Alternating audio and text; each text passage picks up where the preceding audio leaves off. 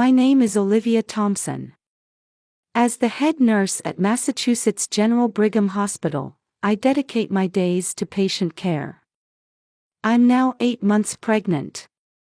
The baby girl growing healthily in my womb is our first child, one my husband and I have been longing for.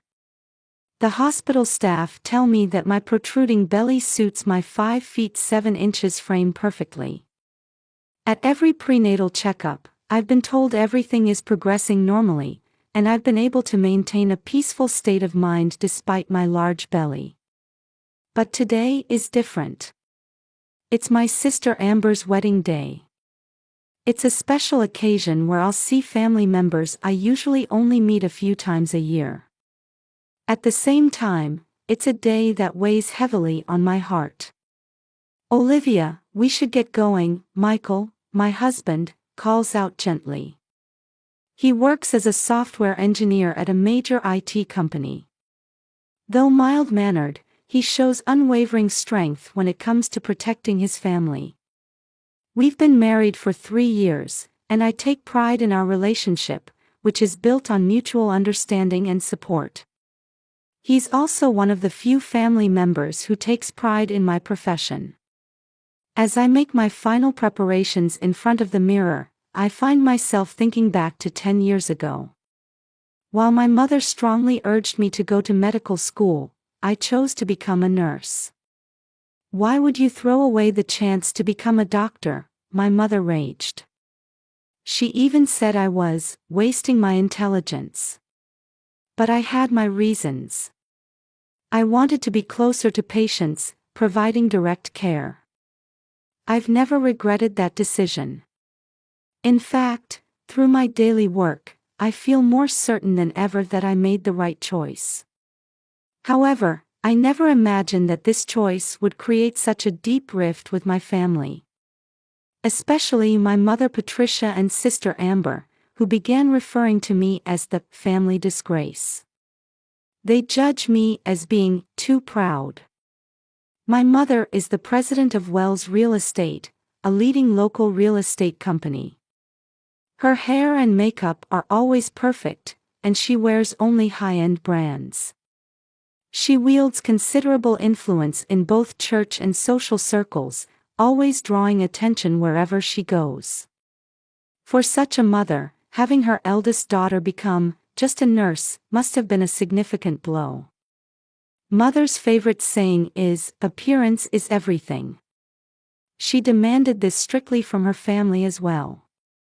Particularly for us sisters, she required perfect behavior from an early age. Table manners, way of speaking, deportment, no compromise was allowed in any aspect.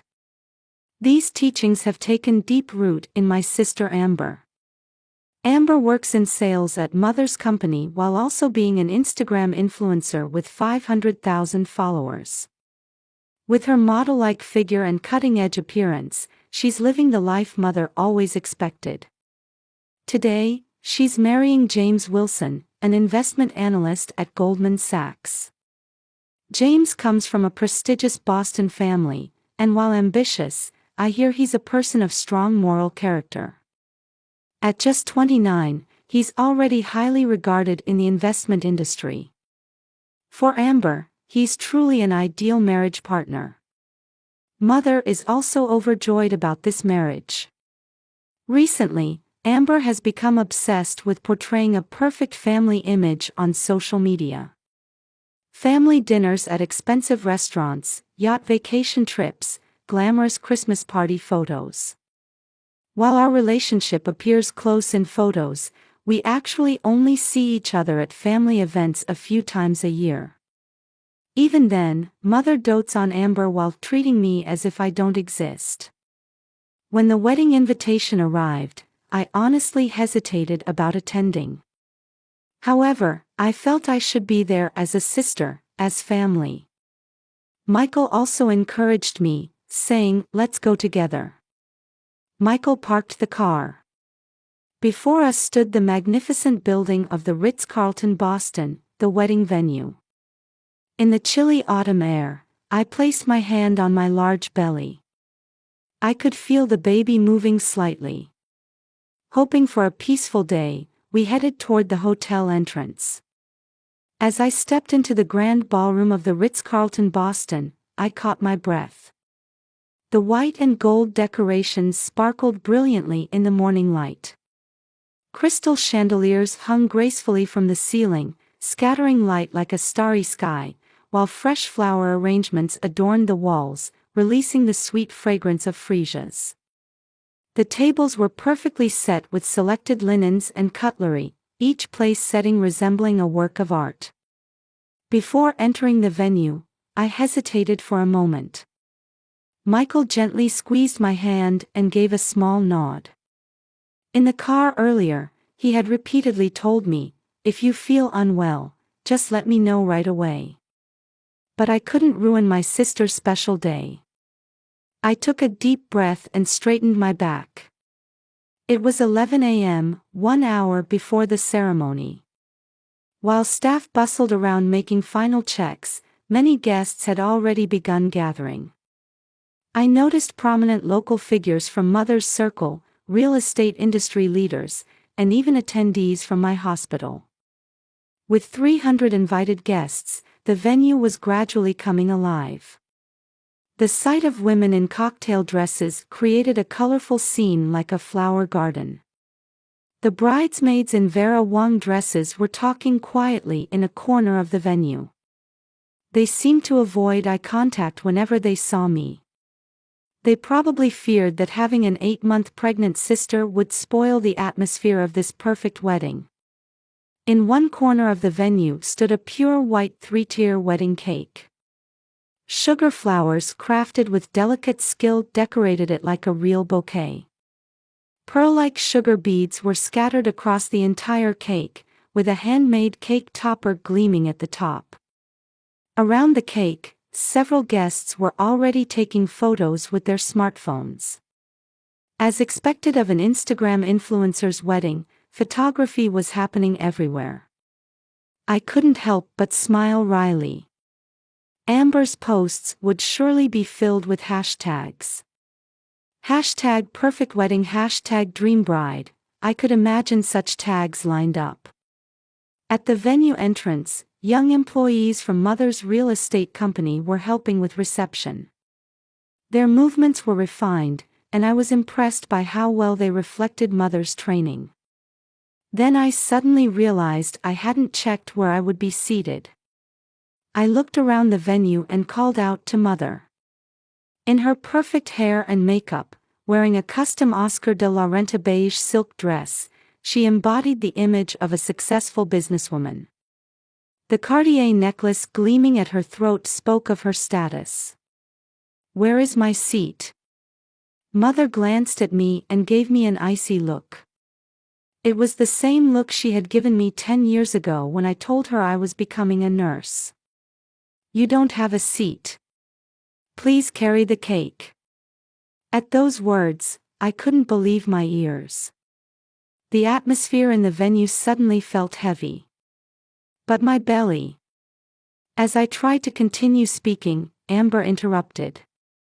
My sister, dressed in a pure white Vera Wang wedding gown, was undeniably beautiful. The dress seemed designed specifically for her. But her expression showed a familiar sneer. "You can manage that much even while pregnant, can't you? It's my special day." At Amber's words, snickers could be heard from the surrounding guests. Among them must have been my hospital colleagues. I felt my cheeks burning. My chest tightened with humiliation. Michael had been called away for pre-ceremony photos and wasn't present. I could only stand there alone. The atmosphere in the venue became tense for a moment.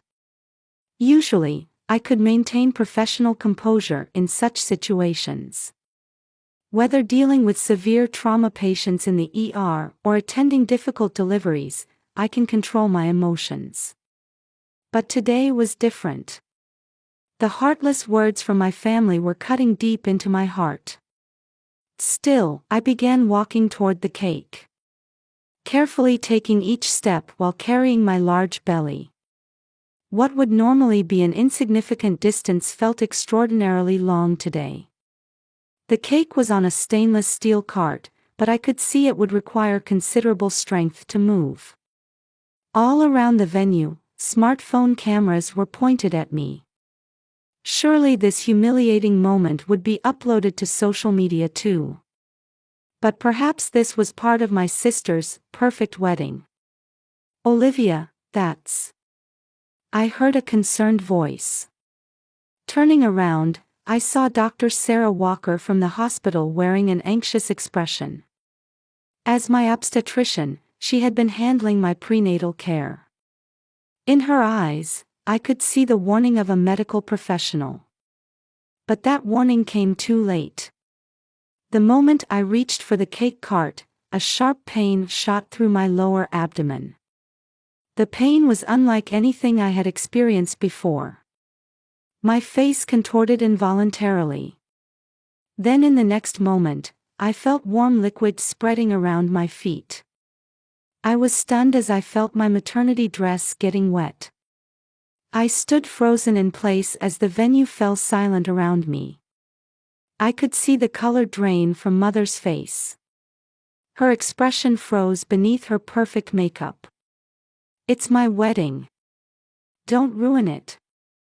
Amber's scream echoed through the venue. My panicked sister grabbed the hem of her pure white dress and backed away. Her fiancé James, though wearing a bewildered expression, maintained his gentlemanly composure. At that moment, Dr. Walker rushed to my side.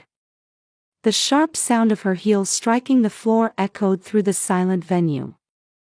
"Everyone, please step back.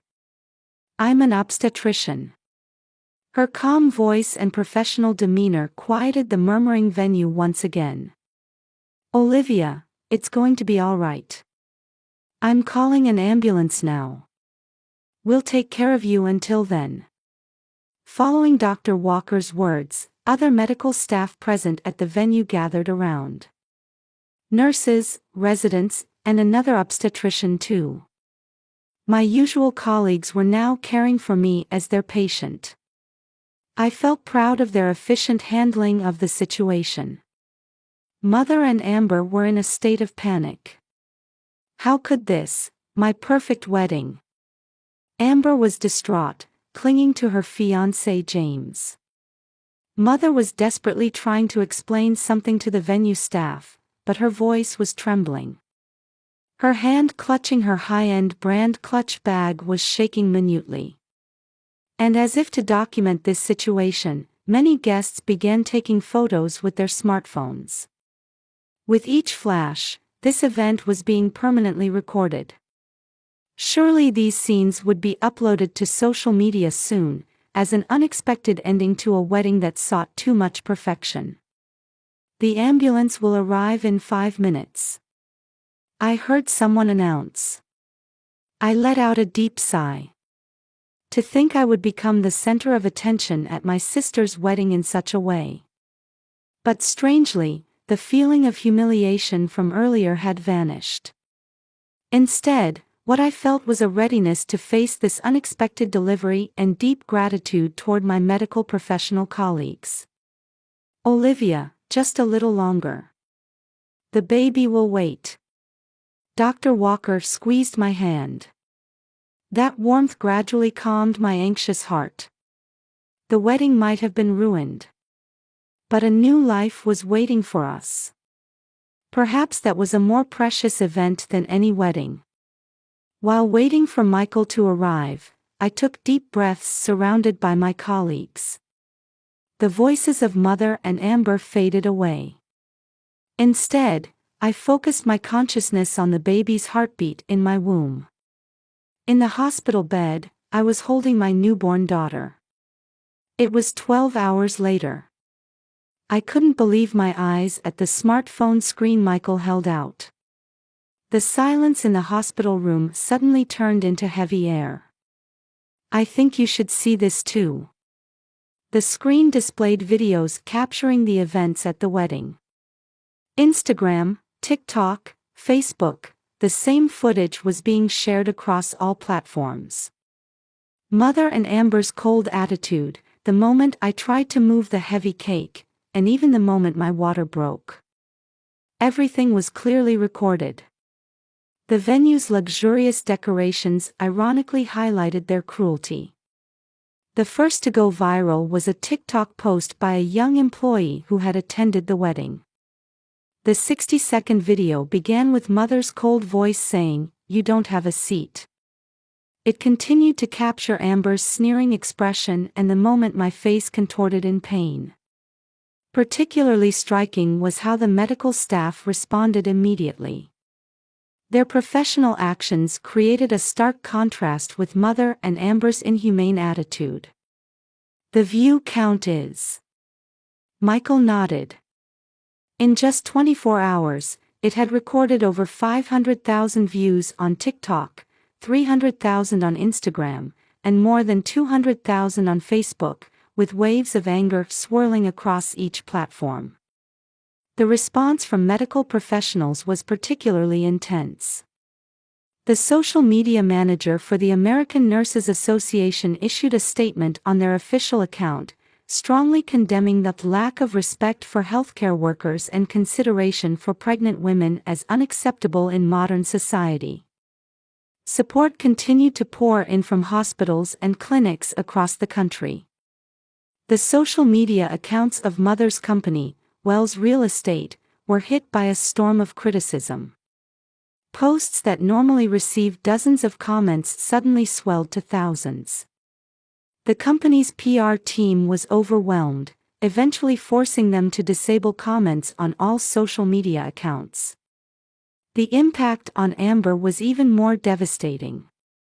Her Instagram following, which boasted 500,000 followers until the day before the wedding, plummeted to 100,000 within 48 hours.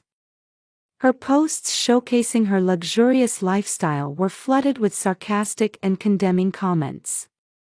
Sponsorship contracts with luxury brands sent termination notices one after another. PR representatives from luxury brands explained the reason for contract termination as not aligning with our brand image and values. Cosmetics and jewelry brands took similar actions. Amber eventually set all her social media accounts to private. Her once vibrant online presence vanished overnight. That evening, there was a call from James's mother. Michael took the call and quietly relayed its contents to me. "They're demanding the wedding be postponed. It affects the Wilson family's reputation too." James's family is among Boston's most prestigious, with generations of influence in the financial world. For them, this scandal carried meaning beyond mere controversy. It could potentially affect James's position at Goldman Sachs. Apparently, questions about Amber's character were raised at the family meeting, Michael continued. "The talk suggests more than just postponing the wedding, there's a possibility of calling it off entirely." The impact on Mother's company exceeded expectations in its severity. First, a major developer suddenly withdrew from a new project, citing corporate image concerns. Then, an investment fund that had been a long-term business partner requested a contract review. Employee movement was also notable. Resignation letters kept coming in, particularly from young sales staff. "Cannot comply with such corporate culture, and must question qualifications as a manager," were among the reasons stated in their resignation letters. Executive attitudes began to shift as well. At board meetings, voices questioning Patricia's management abilities began to rise. With inquiries from shareholders pouring in, the company's credibility rapidly declined. The response from the local community was particularly painful. Word spread that Mother and Amber were no longer seen at the church they attended every Sunday. Members of the church women's group clearly stated, "We cannot associate with people who commit such inhumane acts." Voices urging Mother's resignation arose from the church board where she had served for many years. After Sunday Mass, tea gatherings openly condemned their actions. The community couldn't hide their surprise at such harsh attitudes from supposedly devout church members. Their exclusion from social circles progressed quietly but surely. Mother's name disappeared from next month's charity event committee. Christmas season party invitations stopped coming. Boston's high society began quietly but firmly excluding them. The attitudes of residents in the luxury residential area also changed. Former neighbors who used to exchange greetings and chat now changed their route when they saw Mother. Even supermarket cashiers showed cold attitudes. Journalists' pursuit intensified.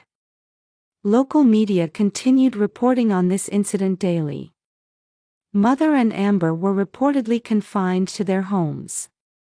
I heard an interesting story from my nursing colleagues. The cleaning staff at Mother's company office reportedly spotted her slumped in her office, lights on until midnight. They said she showed an exhausted expression, quite different from her formerly perfect hair and makeup. Perhaps Mother, who had always prided herself on perfect appearance and social status, was experiencing defeat for the first time. Amber too was reportedly living days opposite to her once glamorous life. The social media backlash had stripped away her sponsorship contracts, which had been her source of income. Rumors circulated about strain in her relationship with James.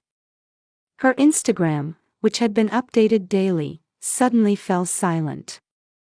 That silence vividly illustrated her downfall. Look at this article. A colleague visiting my hospital room held out their smartphone. The headline read, "Controlling Mother and Self-Centered Daughter, Social Media Exposes Family Reality." The photo prominently featured Mother and Amber in distress at the wedding. Their former dignity and grace were nowhere to be found. Interview requests are apparently flooding in. But it seems no one is willing to respond. Reporters were reportedly staking out Mother's home and Amber's apartment. Local news showed journalists with cameras trying to capture images of the two. Once actively sharing information on social media, they were now unable to even leave their homes for fear of media coverage. Mother's influence in the real estate industry rapidly disappeared. For a company specializing in luxury properties, the damage to their reputation was fatal. Premium clients left one after another, and new inquiries drastically decreased. The credibility built over 30 years crumbled in just a few days. Michael placed his hand on my shoulder and said quietly, "You've done the right thing. You've lived honestly. That's all that matters." Looking at my newborn daughter, I let out a deep sigh. Social media exposed the dark side of our family and instantly destroyed the social status Mother and Amber had built. But perhaps that also marked the end of pretense in family relationships and the beginning of something new. I want to teach this child about true love.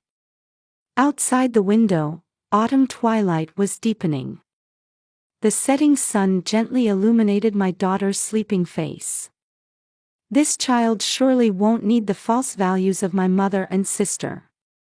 1 week after the wedding incident, Mother and Amber were reportedly living drastically changed daily lives. The luxury brand dresses, perfect makeup, and social media likes never led to true happiness. And now, they continue to pay the price for their actions while enduring cold stares from society. Their pursuit of superficial perfection may serve as a warning to modern society about losing sight of what truly matters. Gentle morning light streamed into the luxury private room at Massachusetts General Brigham Hospital. I lay in the hospital bed, enduring regular contractions while gazing at the autumn foliage outside the window. 8 hours had passed since the unexpected incident at the wedding. The doctor checked the monitor readings and smiled kindly. "Everything's progressing well, Olivia. The baby's heartbeat is stable. Her voice carried both the coolness of a physician and the warmth of a close friend. It was truly fortunate that she, who had been handling my prenatal care, was present at the wedding. My colleagues kept visiting my hospital room.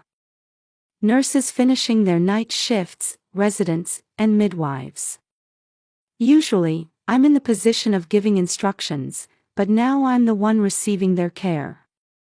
Each of their thoughtful gestures touches my heart. Emma. I whispered my daughter's name softly. It's strange.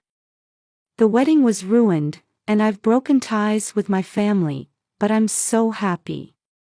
Michael smiled gently and held Emma's tiny hand. It's the beginning of our new family. A year has passed since then. Autumn sunlight streams through the window of the Assistant Director of Nursing's office at Massachusetts General Brigham Hospital. On my desk sits a photo of Emma's first birthday. I can't help but smile at the image of my daughter spreading her arms with a big smile. The smiling faces of hospital staff appear in the background. They've become like family to Emma now. When the promotion offer came, I was hesitant at first.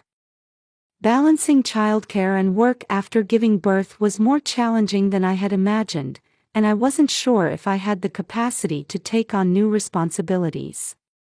But Michael encouraged me, saying, "For Emma's sake too, I want you to chase your dreams, Mom." He actively participates in childcare, even adjusting his work schedule to help. Thanks to his support, I find fulfillment and purpose in the new challenge of managing the entire nursing department. The trust relationships at the hospital have deepened even more since that day. The colleagues who shared that time with me have become like family. Especially the staff who attended Emma's birth, we share a special bond. Dr. Sarah still handles Emma's health checkups and always offers warm words of encouragement after examinations. On holidays, meeting with other parents from the hospital at the park has become a tradition. We share parenting concerns and joys with mothers who have children of similar ages. We celebrate each other's children's growth and help each other when needed. A new kind of family circle has formed, one that doesn't rely on blood ties. The new church we started attending has welcomed us warmly. Jennifer, Emma's Sunday school teacher, told me, "When I saw that video, I was moved by your strength." The weekly tea gatherings after service have become precious times to deepen bonds with our new community. Mother and Amber's downfall was more rapid than expected. Wells Real Estate, facing successive contract cancellations and stock price crashes, finally went bankrupt within just 6 months. Mother's 30-year career came to an abrupt end. For a company specializing in luxury residential transactions, the social media backlash proved fatal. Long-term business partners departed one after another, and in the end, they couldn't even pay employee salaries. Amber's situation was even more devastating. Her influencer activities completely ceased, and all contracts with luxury brands were terminated. The cancellation of her engagement to James came at the strong request of his family. The Wilson family had developed serious doubts about Amber's character. The financial blow transformed their lifestyles. The luxury brand bags, weekly spa treatments, overseas travels, all became things of the past. Mother was forced to sell her home, and Amber had to leave her luxury apartment. They moved to Florida seeking a fresh start, but their situation didn't improve there either. The social media backlash didn't fade from people's memories, even with the change of location. In their new community, someone always knew about their past incidents. Mother tried to start a small real estate brokerage business, but clients left one after another upon learning of her reputation. Amber went through several jobs but couldn't keep any of them. Still, they never uttered words of apology or showed any remorse. Rather, they strengthened their mindset of being victims whose lives were destroyed by social media. Rumors suggest they maintain the same arrogant attitude in their new environment. Instead of learning from past lessons, they seem to be wallowing in victimhood. Meanwhile, my new life has become more fulfilling than I ever expected. Emma's birth has deepened the bond between my husband and me. Michael has become a wonderful father, enjoying daily childcare. His company allows remote work, making it easier to balance work and childcare.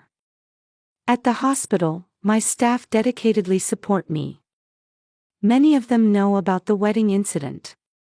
More importantly, they value my work ethic and patient care. I experience daily the importance of relationships built on trust rather than blood ties. The church community has also become an important support for our family.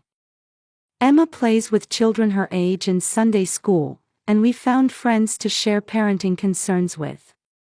The bonds formed through faith are deeper than blood relations. Connections with other parents have expanded. Park gatherings have become a weekend tradition. Children play together while mothers exchange parenting information on benches. Sometimes these develop into couple friendships. Emma is growing up surrounded by many uncles and aunts. Sometimes, while holding Emma, I think, blood ties are certainly important. But even more crucial are hearts that care for each other and bonds formed through trust. As a professional, as a nurse, and as a human being, I have no regrets about my choices. Social media indeed exposed Mother and Amber's false masks, but it also taught us the value of genuine bonds. Ironically, the justice brought by social media created a major turning point in our lives. While superficial family ties crumbled, they were replaced by a new community based on real love and trust. Now, I have family beyond blood relations surrounding me. Friends who support each other and share in each other's joys. Emma is growing up wrapped in such warm affection. I hope she becomes someone who values compassion over appearances and status. Outside the window, autumn leaves danced in the wind, announcing the start of a new season. I took a deep breath and faced my desk. Today too, I'll do my best. That's the most important lesson I've learned this past year. Looking at Emma's photo, I smiled quietly. This child will surely walk a different path than my mother and sister. I want her to grow up knowing true love and genuine bonds. Perhaps that's the most precious gift that the wedding incident taught us.